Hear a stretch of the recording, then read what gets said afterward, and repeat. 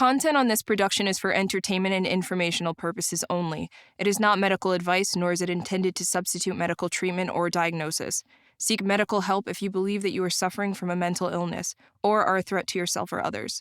By using any or all of the information provided, you do so at your own risk. Any application of the material is at the listener's discretion and is his or her sole responsibility. Hey everybody, Doc Brian here. In a few days, it'll be 2 years since a friend of mine's daughter was murdered by her then ex-boyfriend, who then died by suicide. Domestic violence is something that is rampant today. And it really is true that there's a fine line between love and murder. So if you are dealing with domestic violence, I want you to know that it's okay to say something. If you're a family member experiencing someone who may be dealing with domestic violence, if you see something, say something.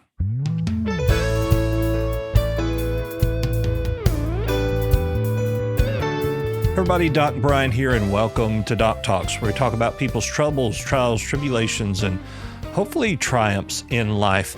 Today I have with me Joseph Imperatatrice, and he is a part of Blue Lives Matter in New York City. He's a contributor to Fox and Newsmax and probably some other things that I haven't delved into or found yet. But Joseph, thank you for being here with us today. Thank you for having me. So could you just kind of explain for a minute what Blue Lives Matter means? Well, it's a 501c3 organization that was founded back in 2015 after the deaths of Detectives Ramos and Lou. They were shot and killed on December 20th, 2014 by an individual that went on social media, said he wanted to have pigs fly, took public transportation from Baltimore to New York, and killed the first two cops that he saw. And at the time, being a law enforcement veteran, now I'm going to my 17th year, every single day, police officers nationwide were on the front of a paper. They were being villainized. And the stories, the nicest way of putting it is that they were blowing them out of proportion. They were also lying about a lot of the facts or withholding information from the public. And then we saw the riots and just every day the protests. And I sat there on my couch one day and said, this is what these families have to experience, the ones that lost a loved one.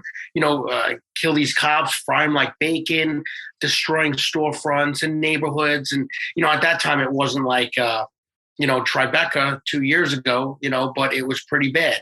And then, fast forward 7 years later, and we've raised $2 million, a little bit over $2 million. We don't have anybody on salary. And the goal is to help the families of fallen officers or sick officers that need it most. So would that include officers that may have been hurt or have a sustaining injury due to 9/11? Yes, we've definitely donated to and surprised the families of cops that have either been diagnosed with 9/11 cancer or that have died due to 9/11 related cancer. We've also helped police officers that have been shot in the line of duty. And so being in New York City, I suppose that the crime rate is high. Have you seen since 2015 that the occurrence of these sort of police shootings and have increased significantly? High is an understatement. It's through the roof crime. And I think nationwide we're seeing that. Police officers definitely are, using their firearms a lot more. There's a lot more illegal firearms on the street. It just seems like there's an improved indifference for human life. When you have district attorneys that do not prosecute crimes, people are going to push the limit and see how far they can go. And that's what we're seeing. And why do you think that it is that prosecutors aren't appropriately prosecuting the crime? I sit there all the time and think about it because it really, the whole point of a district attorney or a prosecutor is to go after criminals, is to use the law in front of you and then determine from there how long of a sentence or what the punishment will be. Well, these DAs just aren't doing their jobs. And the only explanation I could have is politically motivated because it's supposed to be on a balance. The justice system is supposed to be on a balance. Yeah. So kind of switching gears here, mental health and law enforcement, not from the aspect of the perpetrator, but as the law enforcement officer, mental health is kind of frowned upon when it is an officer that is having mental health issues. Can you speak to that a little bit? Listen, I've personally experienced a police officer commit suicide. It's one of the hardest things, and you could sit there all you want afterwards and say, well, we saw it coming, or we should have done something. The fact of the matter is, especially when it comes to cops, you don't see it coming. And the biggest problem is an officer literally has a firearm on their hips. They don't have to think about, I have to find the nearest bridge and jump. If they're afraid of really, feeling pain, they don't have to worry about stabbing themselves or, tying a noose around the neck. It's readily accessible. So that's a huge problem, but it comes with the job. And you just hope people don't go in that direction. There is a stigma. I think there is and you have to understand too, because I see it twofold as a police officer and then as a supervisor. As a cop, you may just be having a bad day and, you can get over it. There's no issues. There's no intention of hurting yourself. As a supervisor, God forbid you allow that person to keep your firearms and then they either do something to themselves or someone else. Now it's, wow, I'm the immediate supervisor, I'm on the hook. So it's really hard because you never want to take away someone's livelihood. You don't want to add to it. When you take away someone's gun, then they're usually not going to do overtime, which creates more financial problems. You don't want to take away their shield because for a lot of police officers, men and women, that's what they're great at. Now you're taking away their superpower. So, it's a fine line. I just wish overall from what I've seen and going to seminars, I wish the individual looking to do something or do harm to themselves, I wish they would just reach out more. That's what I see less of. It's almost like the person's dead set on what they're going to do, and they just make a permanent decision for something that probably could have been helped with a lot of the times. Sure. As I mentioned, I was a police officer for a number of years, and I remember a particular time where I got into a type of chronic depression. And I went to the doctor and I was given an antidepressant. And I remember my supervisor at that time saying, you can't take that. And okay, why? Well, if you get before a jury and they bring up that you are taking drugs that alter brain chemistry, then they can discredit everything that you've said as a witness. And I remember going, how is that fair? Is my mental health not important, and should it not be considered? Do you think that there is a reason that maybe law enforcement officers are hesitant to take those type of drugs due to court issues as such? I don't think just court issues. I think just generally, like you said, because the second someone hears that you're taking medication, suddenly they look at you differently, and that shouldn't be the case. This isn't cocaine. These aren't hard drugs you're taking that really affect your mental state. Sometimes they either mellow you out, the ones that are prescribed by doctors. And I'm not saying they're not dangerous. There are drugs out there that are dangerous. But at the same time, it's there to help you. If it was that dangerous, they would say, hey, you can't go to work. That's not the case. You take the Tylenol and things like that. It could do the same, could make you tired, but they're not taking your guns away. So I think it should really be on a case-by-case basis, and you should not be scrutinized right away for trying to get yourself help. Sure. And I would say that there would need to be counselors and mental health professionals that specifically specialize in mental health when it comes to law enforcement officers, because, it's a unique personality of people that is very difficult to understand unless you have been there and you have done it.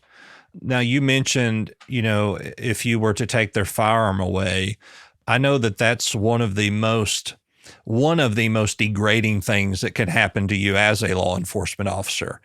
And to take away their shield, they do really lose their superpower. And I hate to put it in that terms because it sounds like we're overinflating an ego, but really that's how it feels. We feel that we don't have the right to protect people anymore.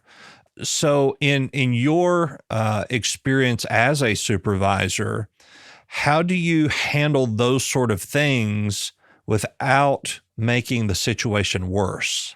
Well, thank God in my career, I've never had to go that route, and take someone's gun or shield away. But I definitely have, if I saw something affecting a police officer, whether mine or not, I would go over and talk to them. What's going on? How's your day going? We're all going through something, whether it's divorce, whether it's not seeing your child, as much as you want, whether it's bills, whether it's what's the next step in my life going to be. But sometimes just taking that I say it all the time, we lost the personableness. The police department over the years looks at you as a number. They don't look at you as an individual. They don't try to find out who Joe Imperatrice is, Joe Imperatrice's likings, what he is like off the job. You don't get to see that excitement when they start talking about things like, wow, I got to hang out with my son this weekend. I took him to this park, and you see that individual light up. That's what I've done in the past. And it's gone a long way, because then people will open up to you. You're not trying to pry, but they'll come out on their own and they'll feel better. There'll be a weight that's lifted off their chest. And you don't know how good you may have just made that other person feel. You don't know how you could have just motivated to go and say, wow, he did that for me. There's got to be other people in my same boat too that I could possibly help. So that's how I've approached this. I've tried to just not looking at his rank, just go as human beings, talk to them, see how things are. I've been pretty successful, I think. I've had a great career. The people around me have had good careers, but don't get me wrong, life isn't easy. From day to day, things pop up. You just have to be there for these people. Yeah. So are there you said that, they're looked at and viewed at as a number. Is there any particular training that supervisors get to try to build morale and build personality and rapport within their particular supervision area? There's definitely tons of training. I think there's a lot of garbage training. I think there's a lot of fillers. I think there's training to appease politicians and, the nonsense masses, the activists. Morale building, I don't think there's one specifically built for that. That's my opinion. Maybe I haven't seen it, but there's no training I've gone through that from beginning to end. It's how do you influence somebody? How do you not just look at yourself as a cop, but how do you get people to the next level? There hasn't been. I think there should be. But once again, I think the interaction, you have to have people interact with one another in order to succeed. If you're not interacting in the first place and you're just giving commands, where are you going? You're not heading in the right direction. Yeah. So in my experience as a law enforcement officer, and then even as a civilian, when there is a officer-involved shooting where there's a fatality of a perpetrator, all of the focus is centered on the person who is deceased. They may be holding somebody at gunpoint, but all of a sudden, after they've deceased, they're a choir boy and, just the greatest person in the world. And that begins to paint a picture of something that's not true. And so we see firsthand the victim mentality that starts to play. What we don't see is the mental health of the law enforcement officer who just had to take a life. We don't see the death threats to that officer or their family. How do we respond as you as a law enforcement supervisor, we as civilians? What is the appropriate way to respond to that officer without jumping to any type of conclusions as to whether he was right or he was wrong? I really think it's where you are on the supervisor chain. So when like a frontline supervisor, like a sergeant, you're definitely going to be there 100% for your cops. You might have an inspector or chief that goes over and pats them on the back and disappears. But prime example, the Breonna Taylor case. No one talked about the facts. To this day, you still have NFL, players wearing Breonna Taylor on the back of their helmets. She was a drug mule. She was in an apartment where an individual shot at the police first. It was an absolute tragedy. But she was in a location where she probably shouldn't have been involved in. And police officers, unfortunately, had to return fire, and Breonna passed away, which is terrible. Any human life lost. But when you dig further into what was really happening, they're praising this woman as if she was in bed and the cops went in there and just, murdered an innocent woman. Just imagine what that plays like for the cops that were actually on scene. None of that happened. And then you start second guessing yourself. Then you're like, did I miss something? Wow, on top of it, yeah, I took this life, but did I really do something wrong? Then like you said, the hate mail, the protests, the family or the wife or the husband that says, I can't deal with this and leaves you. You have kids. You don't want to be in that house. God forbid. You have some sick people that try to kick in the door. You have some cops that turn their back on you because they're like, wow, I want to stay out of this. You have people that don't call you because they don't want to be tied to it. So there's a whole snowball effect that the average person isn't seeing. And whether you keep your job, you decide to leave, or you get fired, forever that person has to deal with that. And in the beginning, you do have a great support system, but as time goes on, you have that burden that never leaves, and then there's less and less people around you to help. So I think a lot of people just adapt to the terrible situation rather than actually get the help that they need to further themselves in life. Yeah. And then the thought process comes, can that officer be a productive officer anymore carrying that weight? Yeah, it's terrible. How do you go to work after that? And also, even if it's the best officer in the world, you have someone out there on the civilian side that's watching everything to try to get that cop in trouble, to try to catch them. So you almost can't ever put that officer who's been in such a high profile situation back on the street ever again. Mm-hmm. And then, they've lost income. They've lost their career in some instances. They've lost their family. The divorce rate amongst police officers is high anyway, but then you add something like that and it's astronomically high. And so then they've lost their purpose, their being. And it just, to me, doesn't seem like all the time that the police department rallies around them to try to get them the help that they need. None, they don't. And there's a lot of programs that are pushed by police departments that are great. But another stigma is because they work with the police department, officers feel that it's hand in hand, that they're secretly giving information. Harbor de Grace over in Maryland, I went to, they're amazing, for drug addiction, for alcohol addiction, for high stress situations that officers have been involved in shootings. This is a program that is completely off the radar. They do have obviously communication with police departments to be able to get their member to try to save a life, but they're not exchanging information and they're not looking to get officers hurt. They're looking to take them out to whether a program's 30 days, 60 days, 90 days, depending on how severe, and they do an amazing job. I went there myself, and I think we need more programs like that. It's not easy just getting up and saying, well, I have a problem. It could just be not even alcohol or drug. It could be, I can't sleep at night. I keep on replaying the situation in my head. Even if you were the victim, say you didn't return fire, but you were shot, why you didn't pull the trigger, the guilt, maybe there's civilians that were injured or killed around you that you decide, why couldn't I save them? You need programs to be able to let them vent, because the more they bottle it up, sooner or later, the top of that cap is coming off. Yeah. And it's probably going to come off in the most unhealthy way towards the people that they love the most. Yeah. Yeah. And it can lead to alcohol, it can lead to going out. It can lead to depression to where you're by yourself and you're almost lash out at anyone just coming by and saying, hey, how are you? And you're just, already on the defensive. There's got to be a middle ground. And let's put it this way, at the end of the day, there's no chance in hell, and it's just real, numbers. You're never going to save 100% of the people trying to do this. But if you could save one life, which turns into two, which turns into three, and then have those people feel comfortable enough down the road to say, this is how low my life was. I was able to change it. I experienced, and then have them be a motivational individual. That's how we're going to start saving lives. Sure. It always starts with the one. Yep. And a lot of times we want to see a big picture and not just the one. Correct. So I want to ask you about the term professional courtesy. And the idea behind that is that whether a cop is right or wrong, the rest of the department is going to cover for them. Now, I can tell you as a former police officer that is the furthest from the truth. We will hold each other accountable when someone does something wrong. I would say professional courtesy is more used outside, kind of like discretion for individuals on the street, that cause minor offenses. Let's put it this way, and we've heard this term on the inside. There is nothing more that a good cop hates than a bad cop, because it takes them down. It brings a spotlight on them. You don't want that nonsense. The overwhelming majority of people that do listen of complaints that are put against officers are by other officers.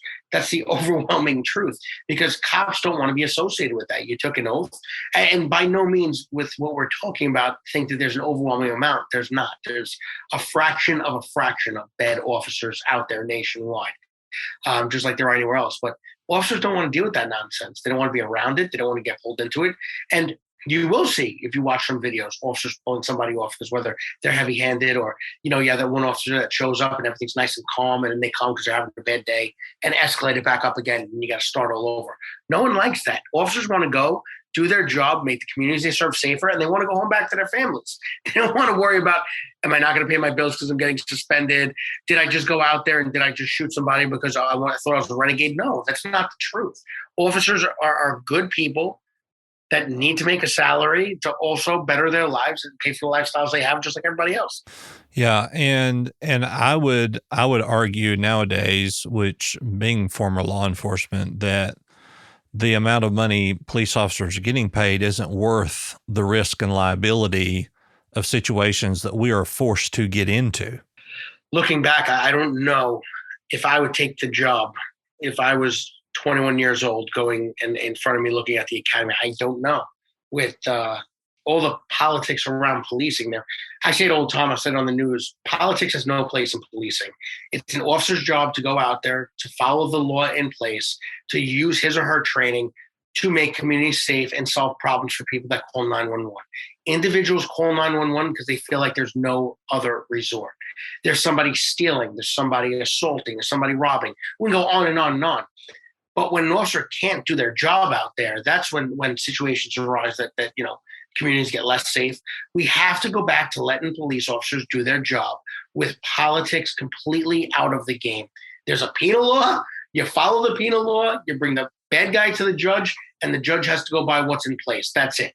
Even this whole bail reform with letting bad guys out on the street, none of these judges are following the penal law. They committed the crime. What is the punishment? Lately, we don't see any punishment. That's a problem. Mm-hmm. Yeah. One thing that I try to tell everybody is it is true that you have the right to resist an unlawful arrest. That is a constitutional right. However, you're not the judge or the jury in the street. Correct. That's for a judge to decide whether it was constitutional or unconstitutional. So you don't get to decide that on the side of the road. You don't get to decide that in the matter. So, and I think you'll agree with this, the best thing to do if you are involved with a law enforcement officer in some kind of incident is to do exactly everything that officer tells you to do, whether you feel that it's right or it's wrong. Then when you get to court, address it there. And if they were wrong, then you have ways to compensate through civil action.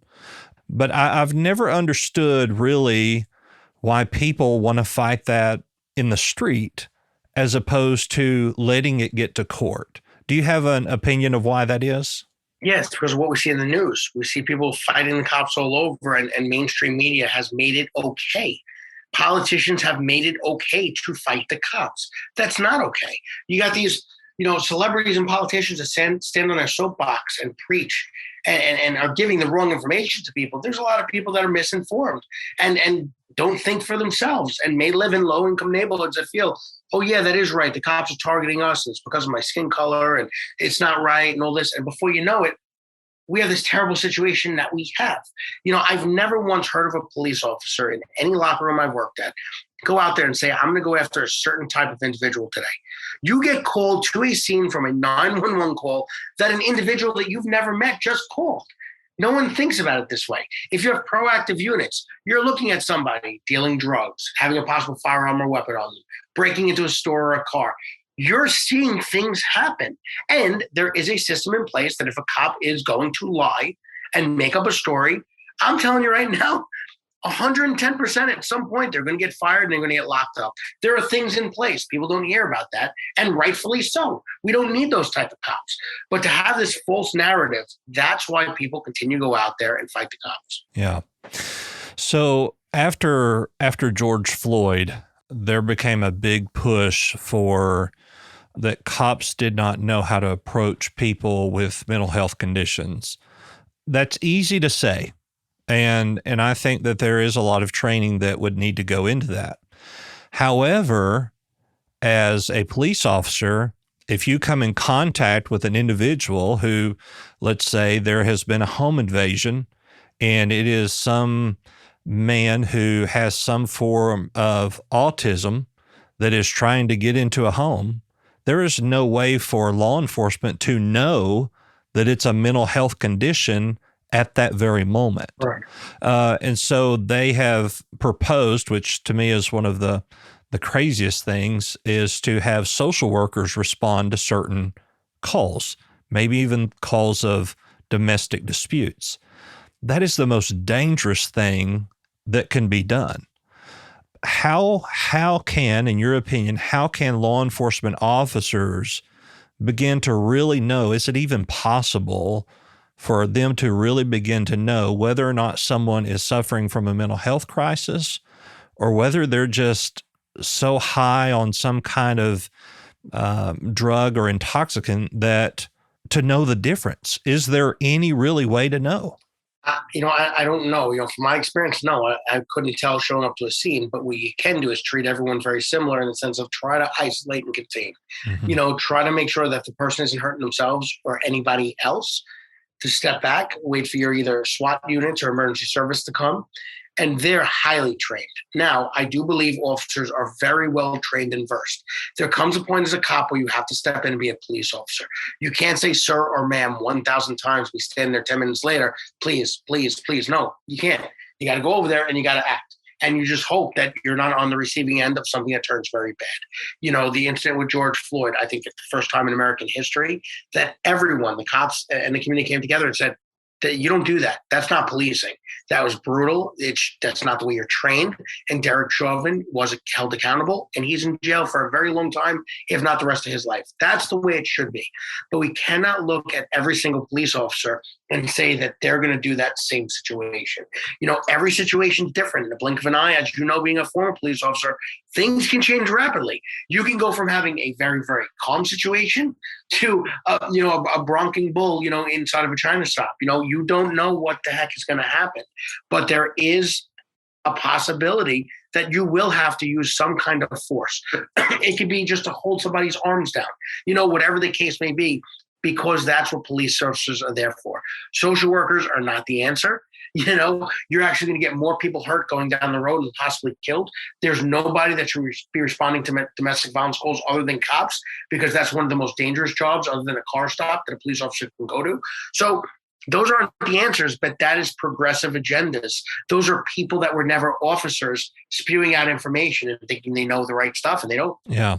I remember a domestic violence call that I went on to that it was very, very calm when I got there. I was in North Carolina. North Carolina has a mandatory arrest for domestic violence if certain elements are in play. And all these elements were in play as the husband being the aggressor. And I went to handcuff him, and his wife jumped on my back, who had just been beaten, and said, "No, you're not taking him to jail." And then ended up, she stabbed somebody, one of our officers, in the eye with an object. And I'm going, but it was calm. And in a matter of seconds, everything changed. And I'm sure that you've heard the saying that, we have seconds to make a decision, while attorneys have years to tell us how we could have done it differently. Correct. And one of the things that I see that really help with that is the Citizens Academy or Citizens Police Academy, where we take normal, everyday people and put them in situations and ask them to respond and see if they respond in the same way that a police officer would. And 90% of the time, they respond the exact same way, or they respond in that 10% of the time something different that would end up leading them to be seriously hurt or killed. How important do you think it is for community to be able to go through these sort of training exercises to help them understand? It's very, very important. But what I've noticed too is the same thing with the community council meetings, right? You have the same individuals showing up week in and week out that want to make a change. It's the people out in the street that don't have any interest in meeting the police officers halfway, that live a life that maybe is borderline or criminal. So yes, it's 100% important to get people out there to spread the words inside of their communities, or to put the spotlight on that politician or that celebrity that ran their mouth and then show, see, we told you so. But it really is trying to get to the people that normally or ordinarily would not come and cross the line. That's what we have to do. We got to get the people out there that have a completely different view. We'll always have a completely different view, and somehow get one or two of them to come and say, okay, now I see it differently. Yeah. Well, Joseph, I appreciate you being on our podcast today, and we appreciate all the work that you're doing there with Blue Lives Matter in New York. Could you just tell us real quick how we could find you or find your organization? Yep, you can go over to www.bluelivesmatternyc.org. That is our website. We have several events. You can follow us on social media, Blue Lives Matter-NYC on Facebook, and at Blue Lives NYC on Instagram and on Twitter. All right. We'll make sure all that is in the description of this podcast. Of course, I'm Doc Brian. You can find me at the.brian.com. All of my social media links are there on that website. And we thank you for listening today. Joseph, once again, it was great to have you with us. Thanks for having me.